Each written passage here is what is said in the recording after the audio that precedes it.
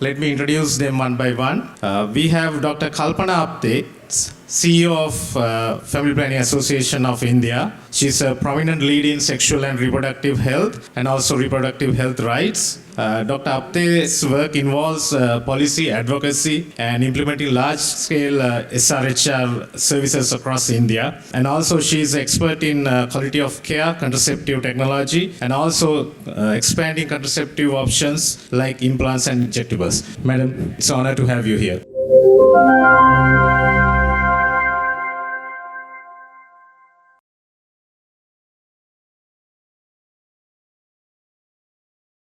Thank you, Dr. Lahiru and fellow panelists. Good afternoon. It's a pleasure to be here and to be able to stand before you and speak about a pandemic which is largely hidden. I would like to start speaking with a quote by Paul Broder. It's an old quote, but we must remember when we talk about what's the impact or what is the prevalence of any disease or any situation, that when we look at the data is actually human beings with their tears wiped off. So we must remember in this instance of sexual and gender-based violence, when we talk about percentages, let us remember they are all human beings, which we are unable to see and we are just looking at the numbers. You must have also heard a lot of terminology which sounds very different yet similar, and that is sexual and gender-based violence, domestic violence, intimate partner violence, and all these terminologies could be a little bit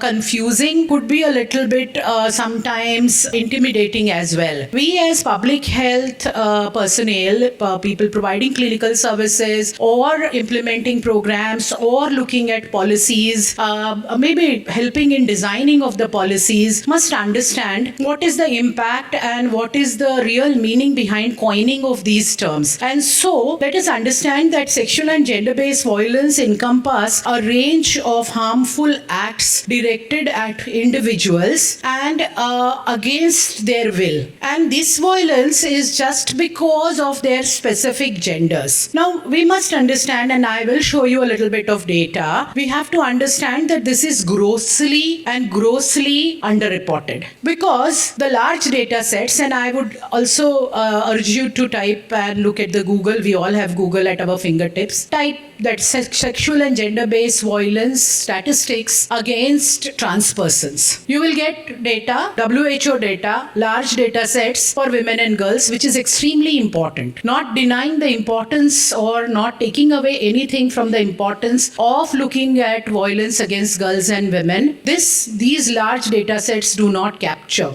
the full spectrum of the concept of a gender-based violence. I know that anecdotes, data is not a plural for anecdotes, but anecdotal evidence is important. I'm not a researcher, so with all due apologies to researcher, I think anecdotes really share where and what is happening in the community. And we know that the violence against trans persons is many-fold more. They face much deeper, much cruel, and much more perpetuated sexual and gender-based violence. So let's look at the data set that is there, that is validated, verified, and then we will look at what is not available and what must be available. IPPF uses the terminology of sexual and gender-based violence because we would like to emphasize and underline again and again that the sexual nature of SGBV is a pandemic which is a centuries old pandemic which goes on and on without being abated, and Dr. Lahiru has said that rightly in the beginning itself. There are multiple forms of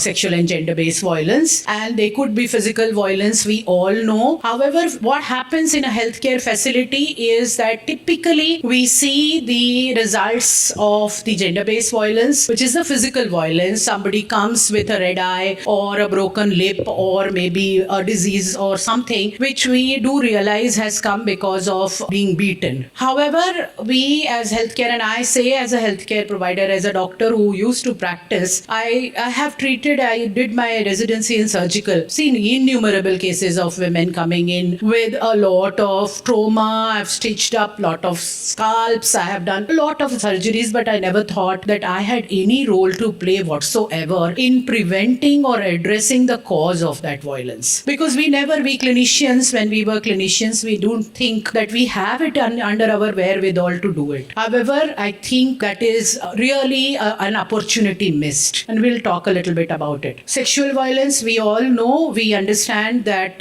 rape is something that we all understand, but there are subtle forms of sexual violence also. We have read a lot of literature in recent times which has become very popular, which is of sexual nature, in which sadomasochism is really celebrated or even understood well. But we have to understand that sadomasochism, only if it is in pairs, is something that is acceptable to both the partners, unless coercion is actually violence of whatever forms. And we as healthcare providers, policymakers, advocates must understand these subtle differences. Emotional and psychological violence, let's understand, shouting, yelling, degrading, emotionally abusing, these are all forms of violence, and they directly impact the mental health of a person, the productivity, and it undermines the self-worth. And that is one of the most insidious form of violence which women and trans people constantly face in their lives. Socioeconomic violence could be because they are women, they should be paid less. They should not be an opportunity to give them a job, may not be taken because you will become pregnant and go away. You are a trans person, so you probably will not be able to do a good job. You are confused about yourself. What job can you do? These are all subtle and very insidious biases which actually are part of violence. And of course, harmful traditional practices. We are all aware that female genital mutilation, child marriages, and many other cultural forms which have been accepted, sometimes abolished, are part of gender-based violence. Let me also share one very important form of violence, which is the intimate partner violence. It's very horrific to sit and ponder that in the place which is supposed to be the safest for any individual, that is their homes, people are, particularly women and trans persons, face the highest forms of violence. The intimate partner. And it's also very unfortunate that in many cultures and even legally in many countries, sexual violence by intimate partner, male partner, is not even understood to be illegal. It's accepted, culturally accepted. The husband has a right over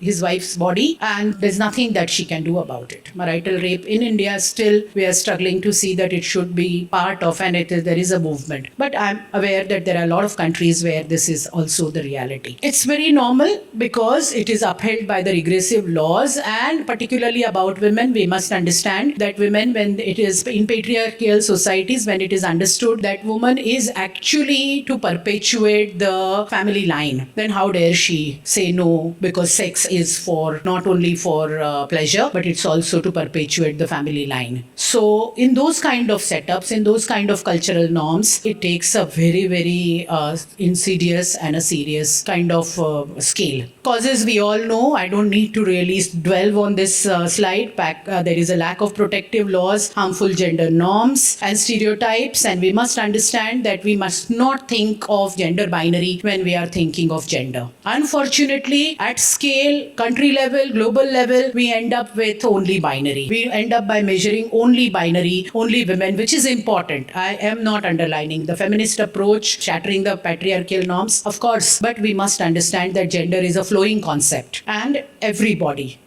should be free from this SGBV. Must understand that now humanitarian crises are now on the increasing. I know I'm just finishing in 1 minute. Apologies. The global prevalence, you can just see 38% in South Asia. Violence against women, again, violence against women, I don't have data for trans people. You can say 38% women have died, or the murders, if you count 100 women were murdered, 38% were murdered by their intimate partners. SGBV in India, nothing much different from what I have spoken. So there is a prevalence. However, there is also good news which I would like to bring, and this is my last slide. Few states are showing decline in physical and gender-based violence in India in the recent large-scale National Family Health Survey. So I'll stop here. Apologies for taking more time, but I couldn't have crunched it any less.